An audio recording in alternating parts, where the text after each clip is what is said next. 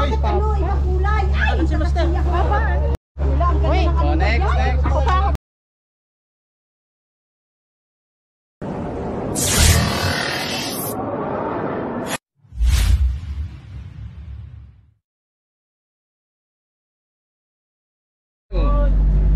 Magandang araw po sa inyo mga kaibigan. Ayan, okay. Magandang araw po sa inyo mga kaibigan. Si Cobra King po ito. Ang destinasyon po natin ay mga kaibigan ay Samar, Leyte. So Samar, Leyte po tayo. Pinatawag tayo ng butihing mayor ng Samar, Leyte para isang snake awareness program. At sa Samar, Leyte po ay talagang laganap na rin yung tinatawag na Samar Cobra Scared. Ibig sabihin, marami ng cobra nagkakalat dun sa lugar nila. Hindi lang Cobra King, cobra po. At ayon sa usap-usapan po ay marami na daw pong nabibiktima at namamatay. Kaya nga po pupunta tayo doon. Una, para mag-snake awareness. Pangalawa, para ma-rescue na rin hindi po yung mga cobra kundi yung mga tao na mismo. Ayan po. So from San Pablo, Laguna, misponsoran po tayo nila Mayor at saka ni Sir.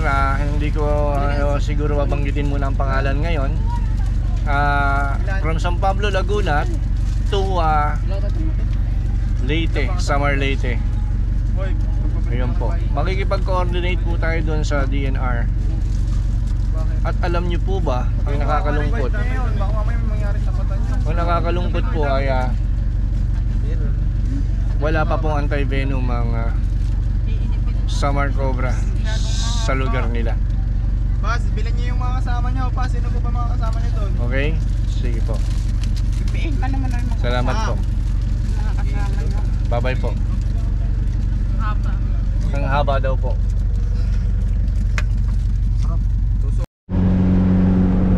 Teka lang. Matalang din ako.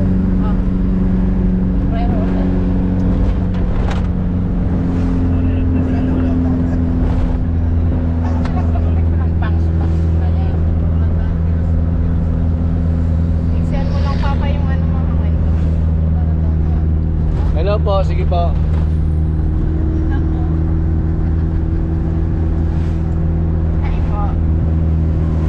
Mga kaibigan, andito tayo ngayon sa Sorsogon. So malapit na po tayo dun sa daungan ng barko papuntang Leyte. Ayan. So salamat po sa Panginoon Diyos na iningatan tayo sa ating biyahe. At patuloy tayong iingatan.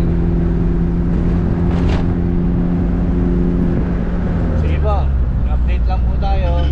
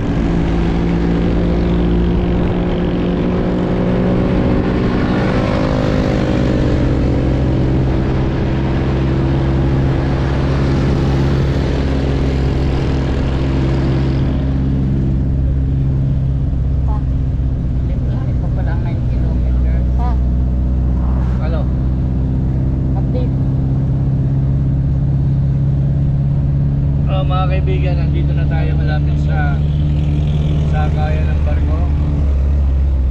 Papuntang Samar Leyte, bale 9 kilometers pa daw bago sa sakayan. So mamaya tatawag na tayo pag nandun na tayo.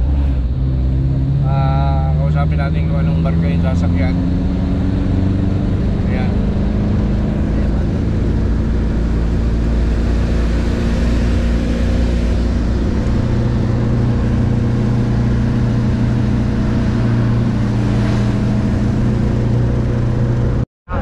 Mga kaibigan, paalis na kami, umandar na yung barko.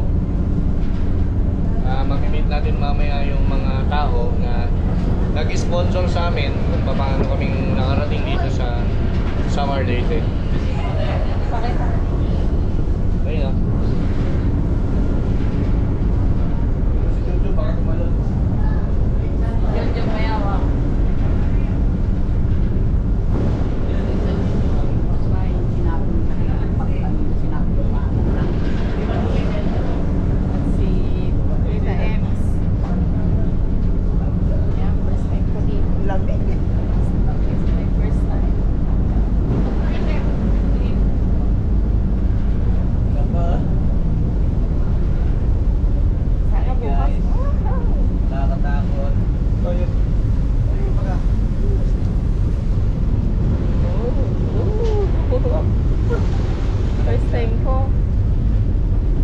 Time mo?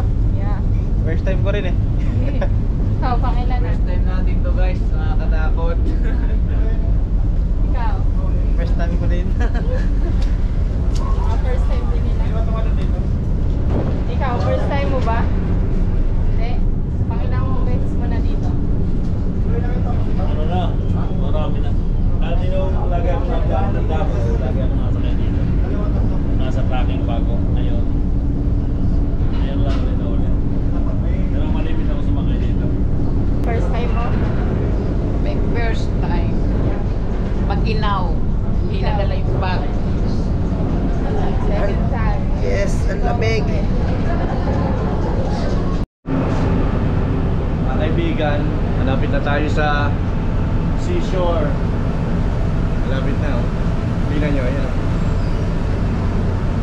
Diba? Oh. Ayan.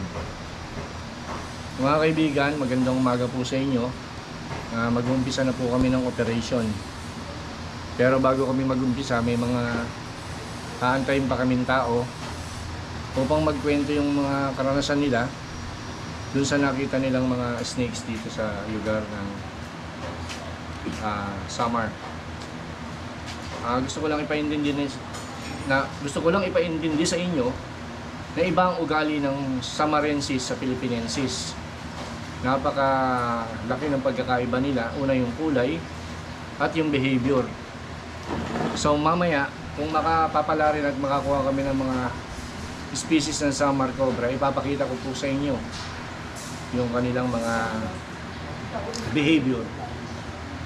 Yan. Sige po. Sitwasyon dito. Nag-intro ka muna.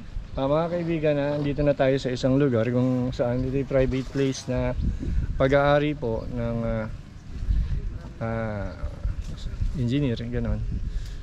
Meron dito nakikita ng mga ahas na malalaki na makamandag. Sa katunayan, marami ng pinatay na alaga nilang kambing. Sir, ano ba yung sitwasyon? Halos lahat na loko ng livestock namin sa either may nahuhuling isa or dalawa na kakain ng sawa. Meron pa po yung not long ago lang na nakain yung isang itik namin. Hindi namin alam saan napunta, so hinala namin sawa. Yun na po. Yung may nakikitang cobra daw na pumatay ng tao. Meron yata. Dun sa next barangay po ata yun. Pero dito may nakikita daw na malaking cobra. Meron din po. Noong 2020 nung kiniklero ko lang po ito nung gagawing patag, marami din po silang nakikita dito. Nandito tayo sa Samar, mga kaibigan. Tara na. Meron po dun banda sa may wall, yung dating kulungan po ng mga aso, dun po kinagat yung isang aso namin, dun po namatay. Now na tinanggal na po namin dun, iniwan po namin yung mga kulungan. And then over the Bacod po, Sapa po yun, Riverline. May butas po doon. Butas. May gate po doon na pwedeng lusutan ng tao. Pero medyo malayo pa po. Pero paglabas nyo rin po ng gate na yun, Riverline na din po agad yun. Lang po mga kaibigan, 3 grupo walang nakuha. Bakit kaya walang nakuha? Walang nakita. Ba't kaya walang nakita? May naghanap naman. Ganun mo talaga, hindi naman po nakadali. Ayun, binabakuna nga. Meron daw doon. Sabi mo. Tingnan natin.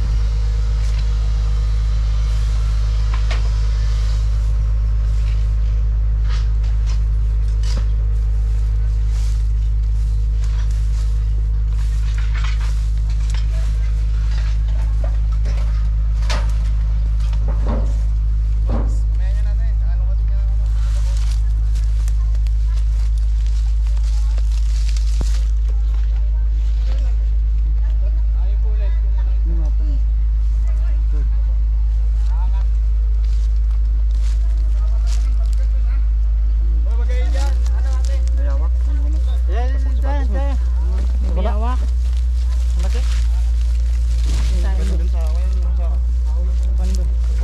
Nasakat? Hindi, ito sumalo na. Nakuha niya, nakuha. Hindi, nasa... Ang ganong ko yan.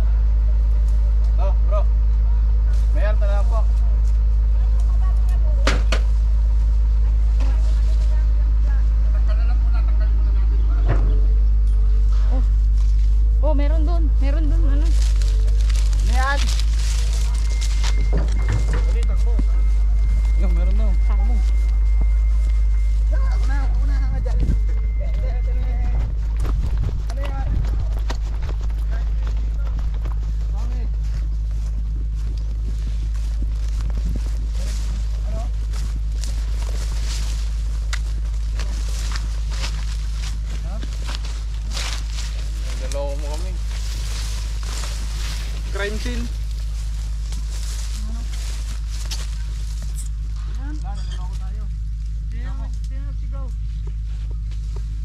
Bayawak ang dumali dyan. Kaya mo to?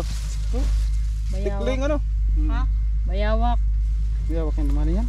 Ikaw ang dumali dyan. O tayo, bago lang? Ay, Kahapon lang. Ito ang dumali yan. Bayawak. eh, may pinagkainan dito mga kaibigan. Tikling yan, di ba? Bakas yan.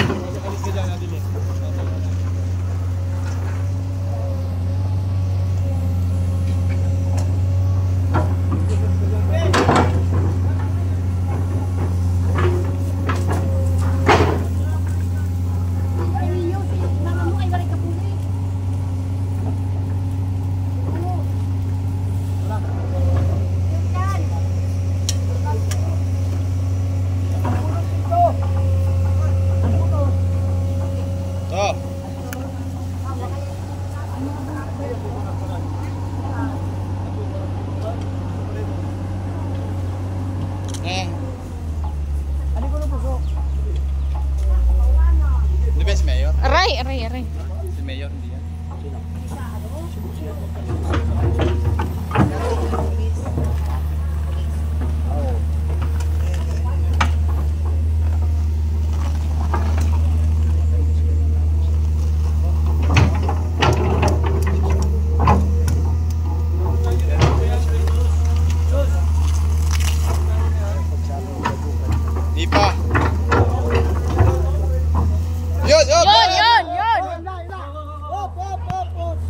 Oy, reduce. Yon, ayos. Nasa yung drum? Drum, nasa drum.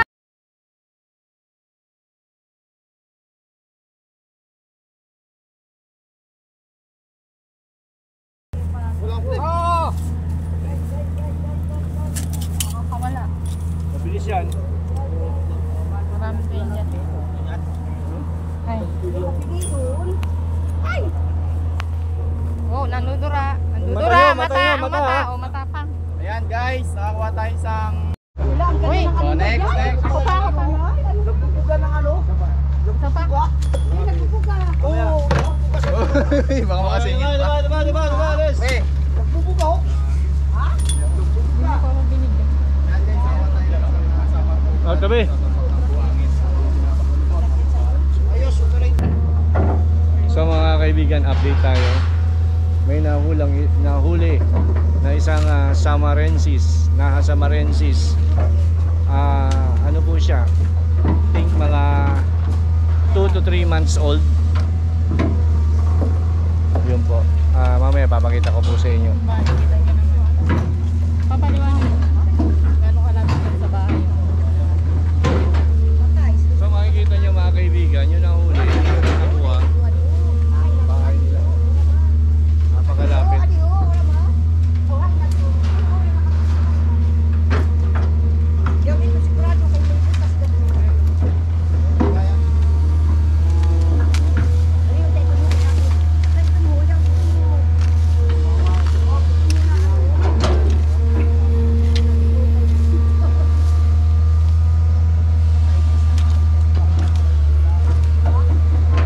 Hoy!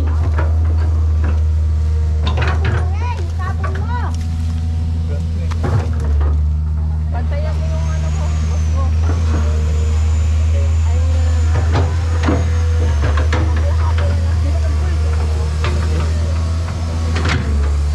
Opa. Pa. Pailan din na naman binitawan yung summer mad.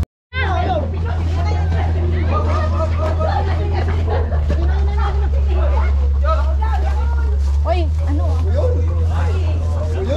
Wow, summer brown rat snake. Ganyan yung sinasabi nila. Tingnan natin baka mamaya may found.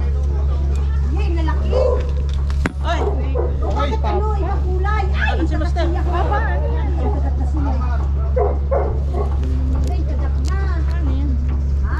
Hindi naman to. Yan ang yan ang ano, babuyon. Ito yung nakakamatay. Babuy lahat yan, pati yung nakadilaw. Babuyon. Nakakamatay ito. Oo. Babuy. Babuyon. Dito yan ang nakuha ko. Ganyan. Yan yung nakanina wala.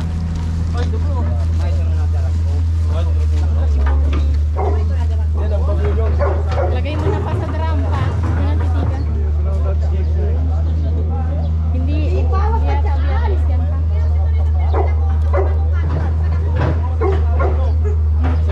Meron pang Yung pang ganun.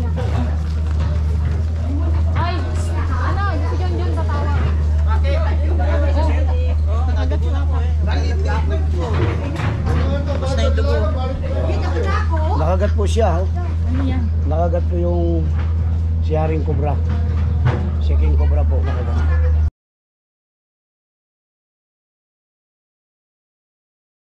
BRS. Hindi mo. Asan yung ating gatsa? Pero yung isa magandang kulay, ano? Black at saka ano? Yan ang babuyan sa amin. Naman yan, pamatay din ng ano niya. Yan po, hindi po nanunura yan. Hindi, yung isa kanina nandun na. Di ba na natin yun? Ano yan? Nadali? Hindi mo nakagat niya.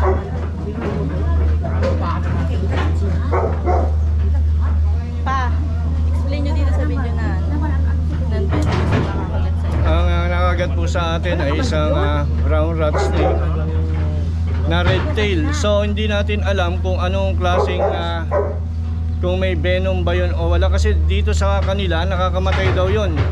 So tinignan ko maigi yung nakakagat, wala siyang fang. Although meron siyang fang, rear fang po siya. So mamaya titignan natin, obserbahan natin yung sarili ko kung may mararamdaman akong kakaiba o wala. Ha, mga kaibigan, nakagat ako. Hindi na kailangan mag-ano. Hindi na, nakagat ako. Marami daw namamatay dito sa lugar nila pag nakagat ng ganito. Ang gana. Teka, hindi ko ano. Tingnan mo yung ano. Pinakikiramdaman ko. Masyado kang ano. Pinakikiramdaman, hindi, face towel. Ano. Ganda mo ah. Mapahawak mo.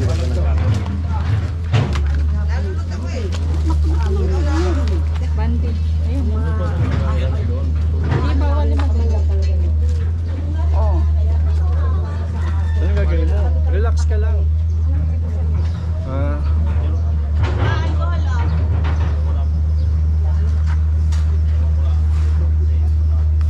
Kasi mga kaibigan, sa Luzon, ang brown rat snake considered non-venomous. So dito sa kanila, pag may nakagat daw nito, namamatay. So tingnan natin. Pag namatay ako, may venom.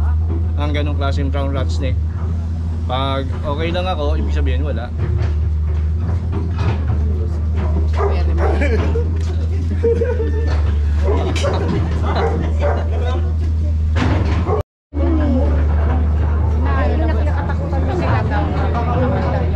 Kaya wag na lang magkampanya.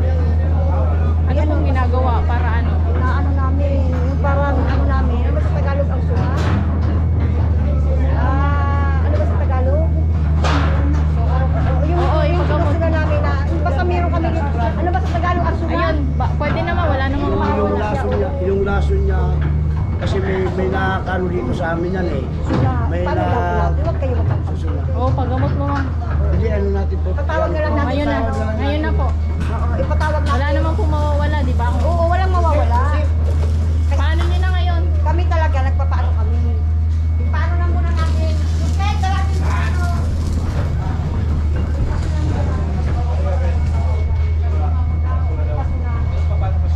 Yung Ano lang? ano lang, orasyon niya. Okay lang. Hindi kasi, ano yun? Brown rat snake to eh. Ha? Walang pula. Ako, yan, ito muna, tapos i-focus mo sa akin, ipaliliwanag ko. May ano eh, scientific name. Hanapin mo nga yung scientific name sa ano. Si ano, magaling yung sa scientific name. Si ano no? Si... Summer rat snake.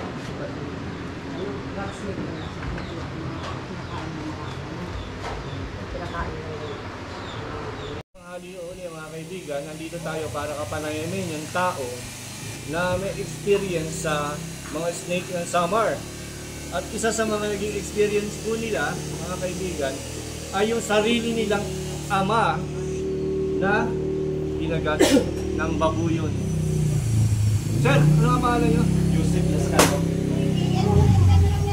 Paubaya ko yung katanungan kay Baitan. Sir, ano po yung ginagawa ng tatay niyo nung mga araw po na Lapokopras. nagkakabras? At nasa parte mo sa matuklaw? Sa paa. Sa paa. Nung matuklaw, ano yung mga kasunod na naramdaman niya? Doon, nagpahinga lang sa bundok. Sa manggagamot. Pagdating mo sa manggagamot, ano yung naisabit ng manggagamot? Wala na kasi yung namatay ng pusa alay ko. Nadating ko lang po sa manggagamot, namatay niya. Oo, siguro mga 5 minutes. Na nandun po sa manggagamot, tapos namatay. Ano yung naisabit sa iyo ng manggagamot? Wala. Kasi umalis agad ako. Pumunta ako sa bundok kasi pinuntahan ko yung kalakay niya. At nang nalaman niyo na lang. Okay. Hindi makalagyan ng tubig. At yan, baka si Mas Jan, mga katanungan pa po. Pwede po bang matanong? Alin Pagiro? Ilan na po dito sa lugar niyo ang napatay na ng sinasabi ng babuyo? Marami na sir. Ano po ang ginagawang hakbang ng Department of Health po tungkol sa mga snake bites dito?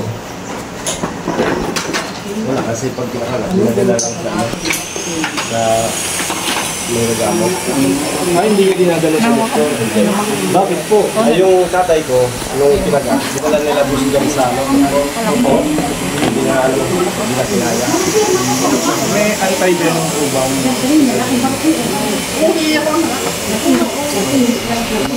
walang anti-venom, ano naman ang gagawin ng mga doktor sa nakagat ng venomous snake?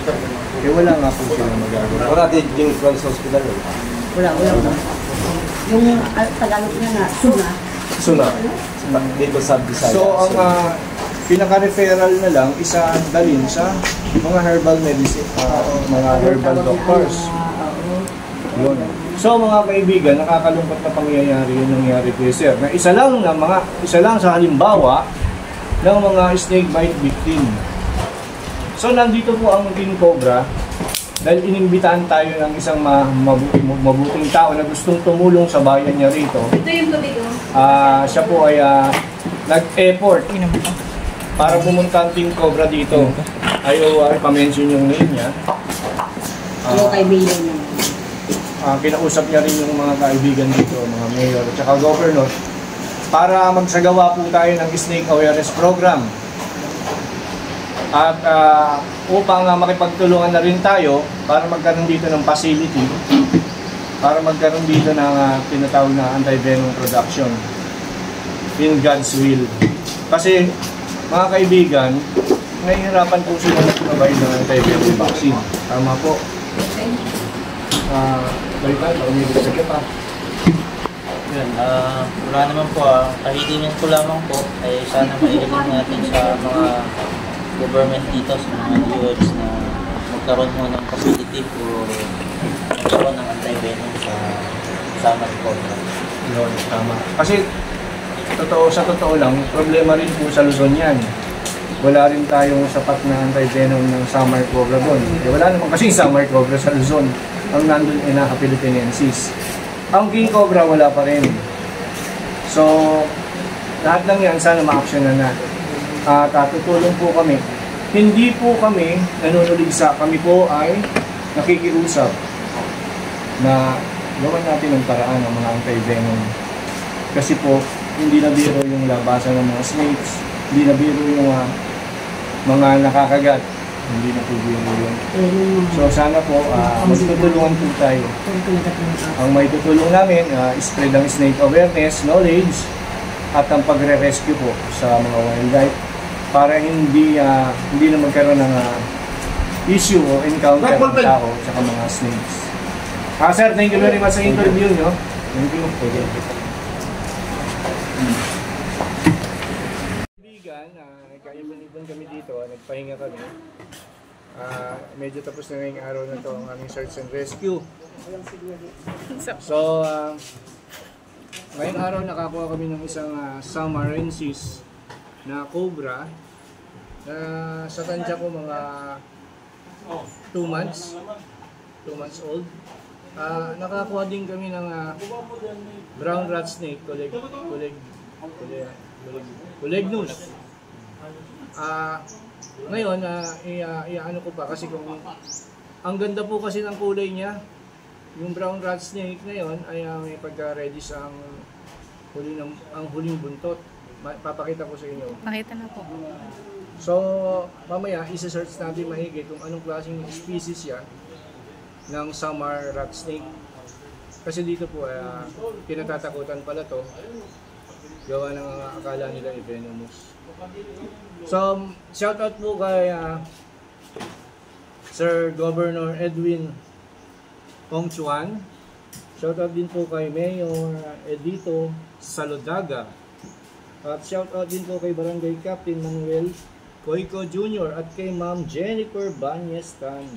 Ayan po. Sila po yung nag-effort at gumawa ng paraan para makapunta kami dito sa Samar. At pagtutulong-tulungan po namin na makatulong sa mga tao nang kaya naming itulong na may kaugnayan sa snake bite. Gawa ng nauuso po talaga yan. So, suportahan niyo po kami. Marami pong salamat sa inyo. Ma'am, hello. Baka may dadagdag pa po kayo. Masasabi niyo po. Ito, pasalamat ko lang ako. Ayan. Sana ma-educate yung mga tao namin dito. Kaming lahat. Na may mga snake pala na hindi siya delikado. Okay. Salamat talaga sa inyo. Sana makabigay kayo ng yung mga salitang para ang kami dito sa Samar kasi marami nang namamatay. Na kahit man lang kunting kaalaman na makaalam kayo kung paano kung nakagat ka, kung anong unang gagawin. Yun lang, basta maraming salamat. Okay. So mga kaibigan, yan po. Sinabi ko naman sa kanila na walang venom yung rat snake.